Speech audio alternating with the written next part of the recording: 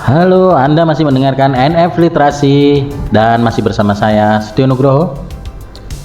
Pada siang yang mendung sekali ini di Jogja mendung ya. Kali ini akan membahas tentang apa saja kemampuan skill yang dibutuhkan dalam dunia kerja or bisnis gitu ya. Jadi ini masih linear lah. Dan pada dasarnya skill teknis itu selalu berubah sesuai zaman gitu ya. Jadi kembali lagi pertanyaannya adalah skill apa yang bakal membuat sukses, juga kayaknya nggak bisa diprediksi juga. Kalau kita flashback ke era 90-an ya waktu itu saya masih menempuh pendidikan dasar ya. Itu kan orang, lu kalau bisa belajar komputer tuh gitu kira-kira ya. Jadi banyak orang berbondong-bondong untuk kuliah, let's say mengambil penjurusan di bidang IT karena komputer pada saat itu sedang hype-nya gitu ya. Akibatnya sekarang terjadi oversupply programmer and IT support. Sampai ada istilahnya tech winter ya, tech winter. Oke, akhirnya bayarannya tidak setinggi dulu dong, dan pekerjaan tentu sangat tidak stabil karena gampang untuk di replace atau diganti gitu ya, kira-kira gitu.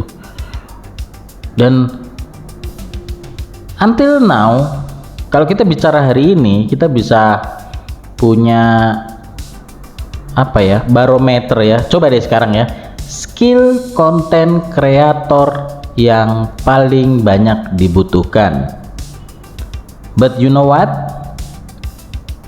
someday or at the day pasti akan mengalami oversupply juga, dan berakhir skill itu tidak dibayar mahal lagi ya, semua bisa gitu. Jadinya udah demandnya udah hampir nggak ada.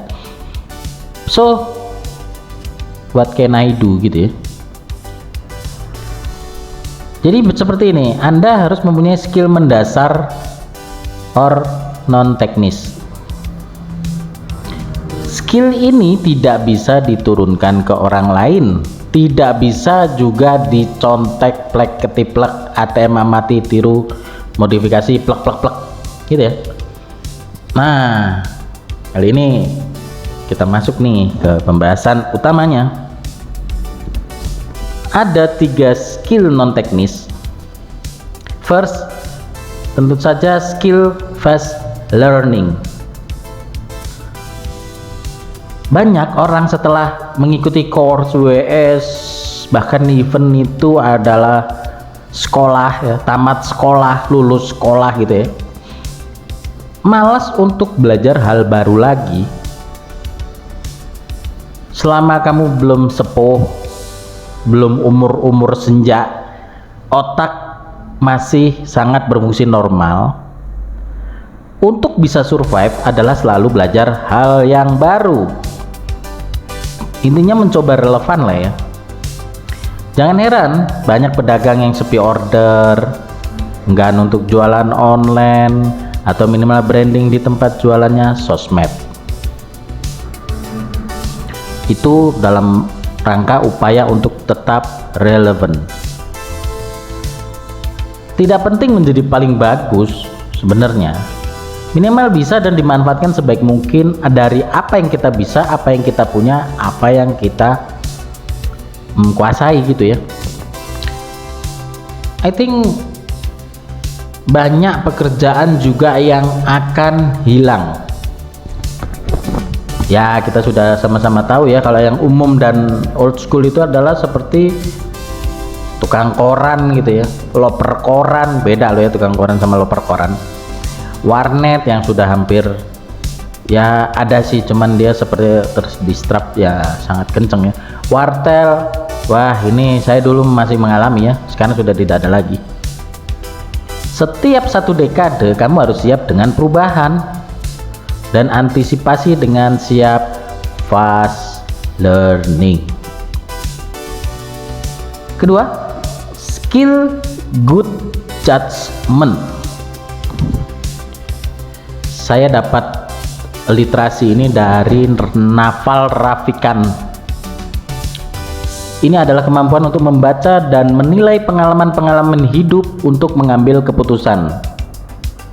Good judgment beat hard work. Misalnya kalau kamu pedagang keliling ya, dengan keliling bisa tahu area mana yang konsumennya rame, jam-jam berapa orang mulai rame belanja. Area A sepi pembeli jam 10 pagi, tapi kalau sore jam 6 sore area B pembelinya rame jam 12 siang dan lain-lain. Kalau nggak punya good judgment, kamu pasti akan random keliling-keliling, nggak jelas, nggak punya pola, nggak terstruktur gitu ya. Akhirnya experience ini menjadi data untuk kamu memperkirakan keputusan terbaik kamu sampai akhirnya terbentuk intuisi ya. Apa ya artinya intuisi? Intuisi yang seperti apa sih gitu ya? Intuisi memprediksi dengan menggunakan feel. Jadi ini udah feeling yang bermain ya, feel. Misal gini, kayak orang teknisi HP gitu ya, saking seringnya membetulkan HP, dari lihat gejalanya aja baru dibilang di gejala langsung bisa mendiagnosa bagian part mana yang rusak, sehingga kita hanya bongkar di bagian itu. Akhirnya kerja makin cepat, makin efisien. Bukankah itu yang selalu diinginkan oleh para profesional ya? Apapun bidang pekerjaanmu sekarang, kejar intuisi ini, karena ini udah melatih feel itu, udah benar-benar satu memperingkas waktu, kedua Anda akan lebih peka gitu ya, sensitif. Intuisi ini tidak bisa dipelajari teman-teman, jadi harus dilatih. Ketiga, skill strategi. Ya, banyak yang bilang jago teknis tapi strateginya melempem gitu ya. Strategi dalam perang adalah hal yang paling vital, begitu juga di dalam kehidupan dan bisnis. Strategi ini seperti game dalam mengambil keputusan dengan sangat cepat dan tepat. Banyak orang tidak punya strategi dalam karirnya, nggak investasi dan nggak punya rencana yang jelas, jadinya random aja gitu, or malah nabrak-nabrak. Berikut ada pertanyaan yang sangat penting untuk direnungi. Oke. Apa pekerjaan kamu sekarang tujuannya sekedar survive or menumpuk aset? Kemudian, jika kamu di PHK sekarang, apakah kamu dapat pekerjaan lain? Oke. Jika tidak ada perusahaan yang menerima dan tidak ada modal cash, apakah masih bisa survive? And how? Bagaimana caranya? Gitu ya. Kalau ketiga pertanyaan di atas sudah Anda coba untuk renungi dan jawab, ketika udah nemu jawabannya, itu akan membuat Anda menjadi lebih terarah on the track gitu ya. Setiap orang punya strategi berbeda sesuai dengan kondisi ladang dan ilalangnya. Ada yang menabung di saham ya, yang lagi tren tuh. Ada yang membeli properti, lebih fokus kepada properti.